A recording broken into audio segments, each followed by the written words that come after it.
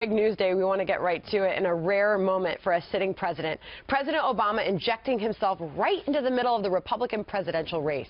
At a news conference in California, Mr. Obama slamming the GOP field, in particular, frontrunner Donald Trump.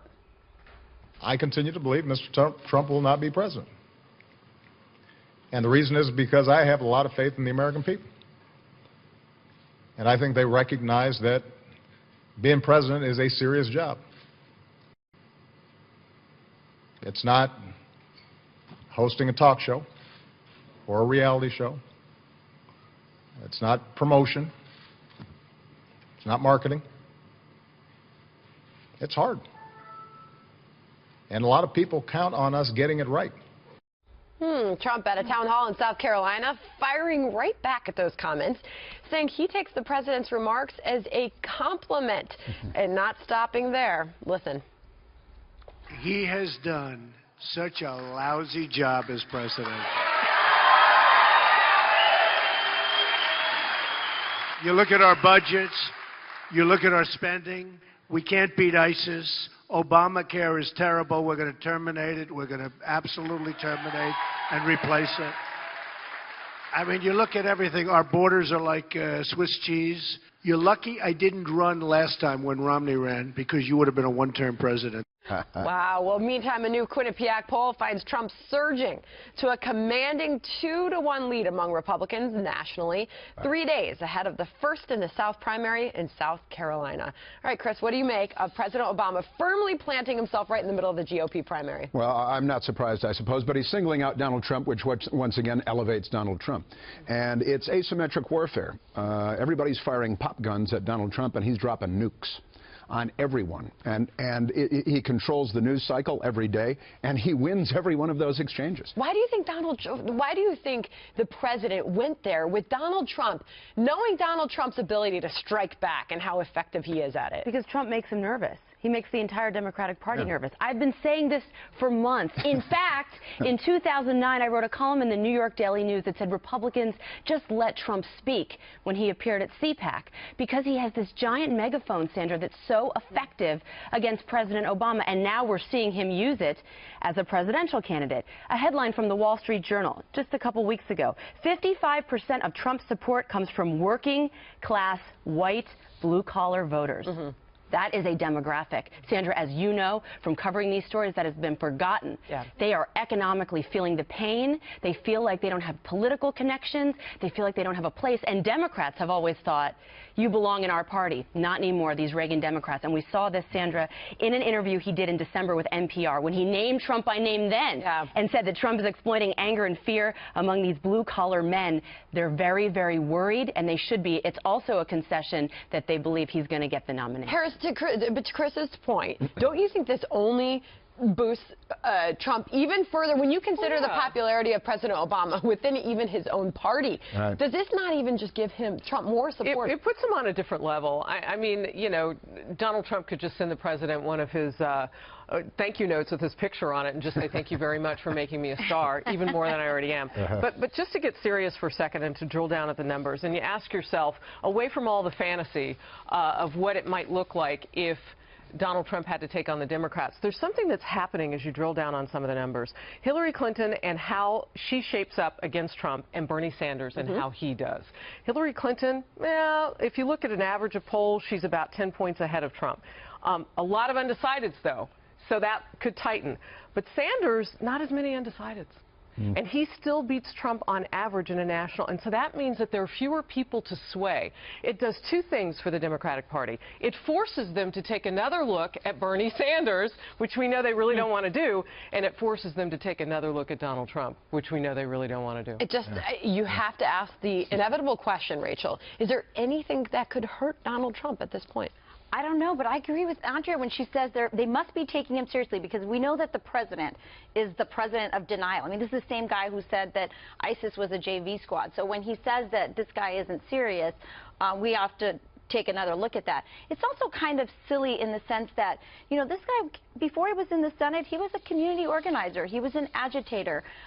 You know, love him or hate him, Donald Trump is a very successful businessman, so his argument isn't very good when he says, you know, he's not serious, he's a reality TV star, because let's face it, he does have a record of having created jobs and done something. I mean, he's no community organizer, right. But, you know, he's no, that's true. But I think that it shows that they're nervous, absolutely, and for precisely the reason that they're worried about these Reagan Democrats that have moved over in the past, and let's face it, the environment today is very similar to the environment it was in 1980. But no other Republican candidate has been able to tap into them the way that he has. And I channel my immigrant dad. I talk to everybody in the city, cab drivers, doorman, people on the street. I've been doing it for months. This is why the establishment missed it, because they don't. Right. They believe that they know better. But they the question, Andrea, for all those people, they sit back in their offices and they believe they have this figured out. Donald Trump may not be a conservative, but it makes you wonder, Sandra.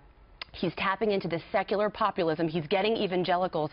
People feel like he speaks for them. And because the establishment in both parties didn't get in touch with their base, they're so out of touch. They didn't see him coming, and they are embarrassed because of it. Because they don't listen to them. Will they show up? We've only had to look at Iowa and New Hampshire. Yeah, I think absolutely. The enthusiasm for something other than the known political universe is extraordinary. I did about an hour on this on my radio show yesterday, and I asked Trump supporters to call in and tell me whether, if you're with Trump, is the Republican Party dead to you? And basically the answer across the board is yes, the Republican Party is dead to me.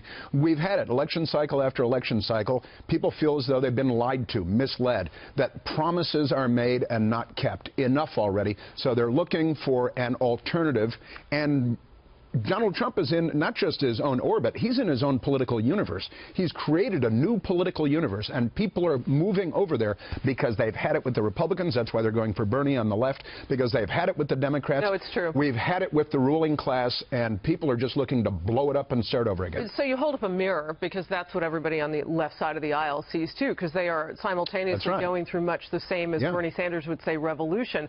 But what this forces, I mean, for President Obama to look at Donald Trump with seriousness. It's like playing the opposite word game. He's not serious. Oh, that must mean that you are serious about him. So for him to look at him, imagine the Democrats having to change their entire party because of a Donald Trump, because now they have to embrace potentially somebody who takes them on in the polls better than Hillary Clinton right now. That forces them to have to drill down on going farther left. Are they ready to do that? You go back to this recent Washington Post article that headlined the idea that this infighting within the Republican Party is ripping the party apart. How do you suggest, Andrea, to protect the party, that the Cruzes and the Marco Rubios, how better should they be handling and reacting to Donald Trump? I think, Sandra, that fault line was already there. I think Donald Trump just has pointed it out, and it makes you wonder when you look at what he's doing. Does he already know that he has enough support in the GOP that he can get the nomination, that he started to run a general election campaign? I mean, just think about it. We've had publications like National Review believe like they know better than the American people, that they can actually run him out, that their wishes will trump, no pun intended, the will of the Republican base, and they were proven wrong, and they may be proven wrong again in South Carolina. Did you and Rich Lowry ever go get a lunch after that show? He really wouldn't go with me. But maybe it's creative destruction. I mean, maybe it's possible that he's teaching the other candidates how to relate to the working class, how to speak to them, and basically how to street fight. We talked about this a little bit yesterday, how to be better politicians. So maybe he doesn't get the nomination in the end, but maybe he teaches these other candidates how to be better candidates. That was brilliant. It is creative destruction. It is political creative destruction. It is, Rachel. Because the Republican Party needs to peel. Yep. Street fighting like the leftists do. Doing it. Finally, we got someone on our side doing it. All right, turning to the Democrats. Despite her once commanding lead, former Secretary of State Hillary Clinton and Vermont Senator Bernie Sanders are now locked in a dead heat nationally. A new Quinnipiac poll shows Clinton at 44% and Sanders at 42%. That's unchanged from February 5th, but is a dramatic drop from the 42-point lead Hillary has had in the last year. And in Nevada, a state the Clinton camp once thought it had locked up, likely Democratic caucus goers are split evenly ahead of Saturday's election of delegates. 48% now say that they support Clinton, while 47% back Sanders. In October of 2015, Hillary had a 16-point lead there. Wow, how things have changed. Chris Plant, will you handicap Nevada for us, please, on the Democratic side? I would love nothing more than to see Hillary lose everywhere. And it's, you know, personally, on the Democrat side, it's kind of sport for me. It's fun. You know, it's like the Iran-Iraq war. Who do you want to lose more? I want to see Bernie defeat Hillary. Hillary is such an awful, terrible candidate.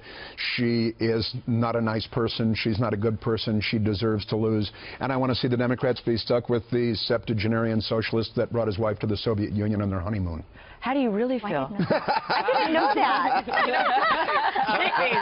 Aside from just what that was, and we'll just leave that there. It was very negative, and that's not working right now within the Democratic Party. What is working is Bernie Sanders' positive voice, and what has changed, to answer Andrea's question that she alluded to, is what's different between the beginning of when those polls were taken and now for Hillary Clinton. People aren't wondering about her and focused on the negativities.